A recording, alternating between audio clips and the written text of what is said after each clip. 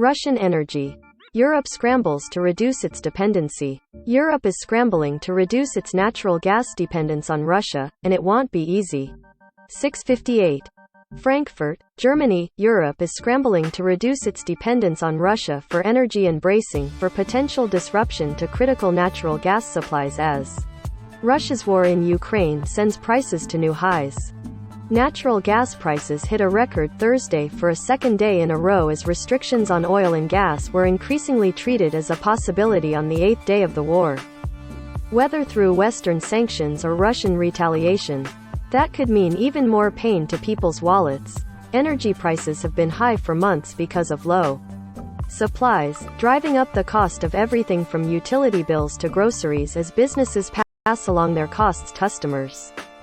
Traders were factoring in the rising probability of sanctions on gas for each day the offensive continues, said Kaushal Ramesh, senior analyst at Rystad.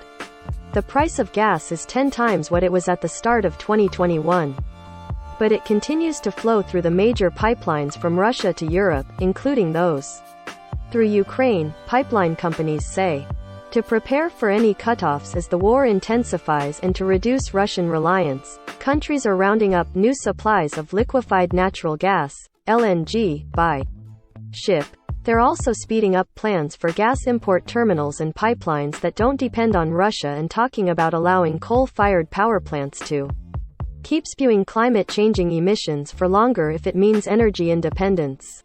Yet many of the measures will take months or, in the case of new pipelines and terminals, years. The long-term answer is rapidly building out renewable sources such as wind and solar. But for now, Europe is reliant on gas to heat homes, generate electricity and supply industries like fertilizer producers. Europe, which gets almost 40% of its gas from Russia, is in a different situation than the US, which produces its own natural gas. Still, EU Energy Commissioner Kadri Simpson says Europe has the tools to handle any Russian retaliation this winter while conceding a total cutoff would of course still be a challenge. Germany is spending €1.5 billion, $1.66 billion, to buy more LNG.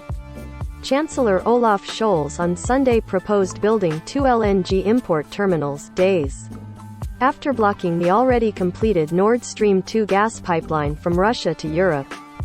European Union countries are working on setting up a strategic gas reserve and establishing storage requirements.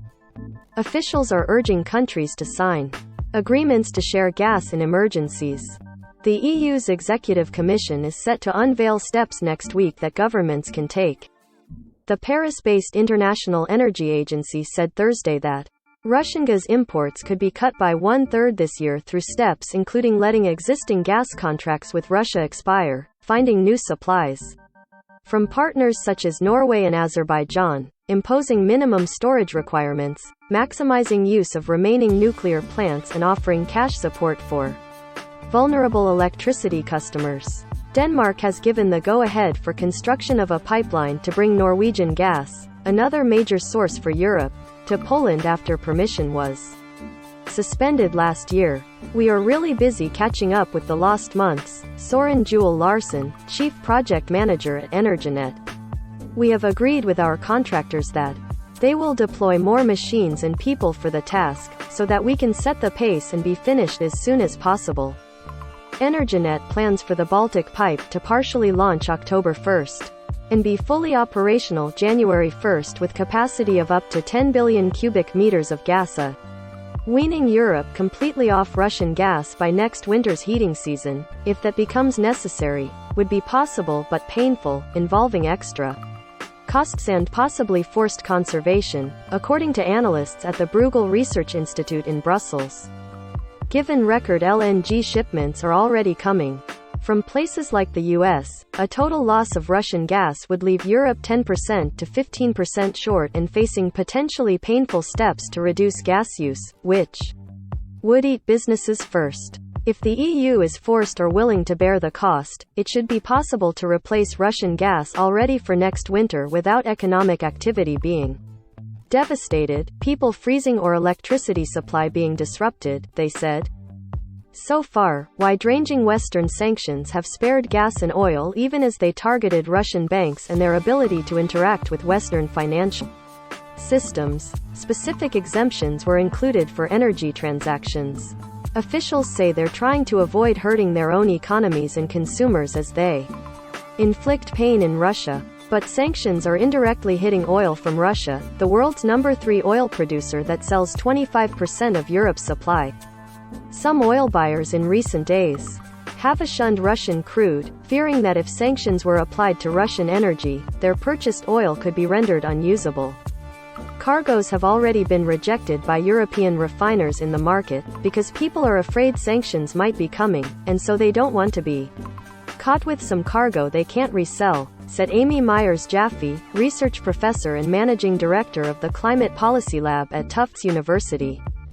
An energy cutoff imposed by Russia was long regarded as unlikely, particularly with gas, because it would cost Russia its biggest customers in Europe and some $300 million in revenue a day.